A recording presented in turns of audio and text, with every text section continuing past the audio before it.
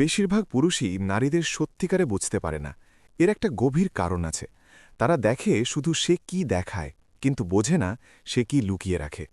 অথচ একজন কৌশলী মন আরও গভীরে তাকায়। সে প্রশ্ন করে না আমি কিভাবে তার মন জয় করব, সে ভাবে তার দুর্বল জায়গাটা কোথায়।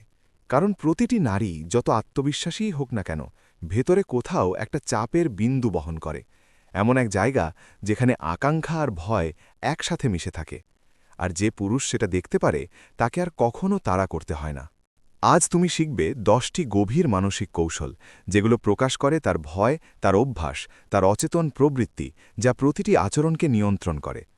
এগুলো বুঝে গেলে আকর্ষণ আর এলোমেলো থাকে না, তা হয়ে ওঠে অনুমানযোগ্য। তুমি যদি সত্যিই নিজের জীবন বদলাতে প্রস্তুত হও, তাহলে মন্তব্যে লেখো আমি পরিবর্তনের জন্য প্রস্তুত।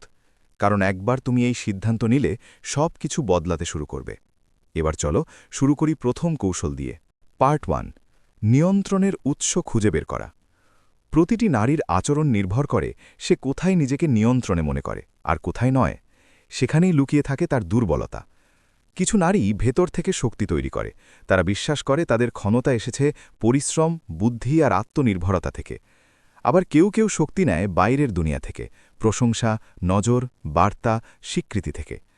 যদি সে বারবার ফোন দেখে, ছবি পোস্ট করে, আশ্বাস খোঁজে, তার শক্তির উৎস বাহ্যিক।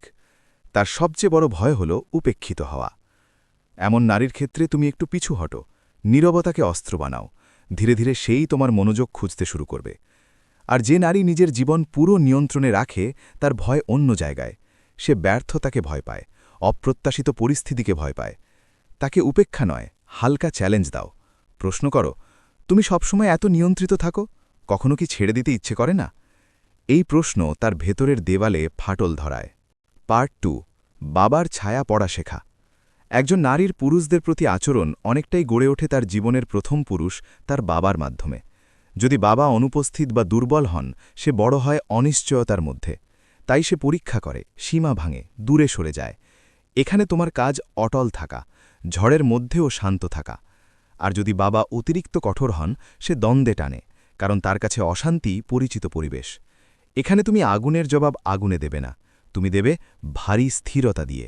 পার্ট 4, স্বীকৃতি চায় শেখা। কেউ চায় সান্ত্বনা, কেউ চায় প্রশংসা, কেউ চায় বুদ্ধিবৃত্তিক স্বীকৃতি। যেটা সে সবচেয়ে বেশি চায় সেটাই সে সবচেয়ে কম পেয়েছে। যদি তুমি সহজে সেটা দিয়ে দাও, তোমার মূল্য কমে যায়। যদি তুমি নিয়ন্ত্রিতভাবে দাও, তুমি অপরিহার্য হয়ে ওঠো। পার্ট 5, শান্ত থাকার পরীক্ষা। সে হঠাৎ দূরে যাবে, ঝগড়া তুলবে, আবেগ দেখাবে। তোমার কাজ হলো স্থির থাকা, না ব্যাখ্যা, না আতঙ্ক, না তাড়া। একটা প্রশ্নই যথেষ্ট, আসল বিষয়টা কি? পার্ট 6, তার গোপন ত্যাগ। প্রতিটি শক্ত নারীর পেছনে একটা অদৃশ্য ত্যাগ থাকে। সে বলবে, আগে এটা ভালোবাসতাম, একবার যেতে চেয়েছিলাম। এই কথাগুলোই জানলা। তুমি সহানুভূতি দেখাবে, করুণা নয়। পার্ট 7, অদৃশ্য সীমা। কিছু বিষয় সে ছুঁতে দেয় না। তুমি জোর করবে না, পালিয়েও যাবে না। বলবে, এখন এই বিষয়টা না হলেও ঠিক আছে। এই সংযমী শক্তি। পার্ট 8, তার সমালোচনা শোনো। সে যাদের নিয়ে খারাপ বলে সেখানেই লুকিয়ে থাকে তার ভয়। অবিশ্বস্ত লোক নিয়ে বললে সে স্থিরতা চায়, অলসতা নিয়ে বললে সে নিজেকে ভয় পায়। তুমি হয়ে ওঠো বিপরীত চরিত্র। পার্ট 9, প্যাটার্ন ভাঙ্গা। সব নারী রুটিনে বাস করে, তুমি হবে ব্যতিক্রম। নতুন প্রশ্ন, চুপ থাকা, স্থিরতা। এই বৈপরীত্যই আসক্তি তৈরি করে। পার্ট 10, কৌশলী অনুপস্থিতি। সবসময় কাছে থাকলে মূল্য কমে যায়, কিন্তু উদ্দেশ্যপূর্ণ দূরত্ব তোমাকে শক্তিশালী করে। নিজের পথে হাঁটো, ঘোষণা দিও না, নীরবতাতে কাজ করতে দাও। সে তোমার অনুপস্থিতি অনুভব করবে। তুমি এখন বুঝে গেছো আসল শক্তি কখনো চিৎকার করে না, সে দাঁড়িয়ে থাকে নীরবে, তাড়া করে না, কিন্তু পুরো ঘরটা ঘুরে দেয়।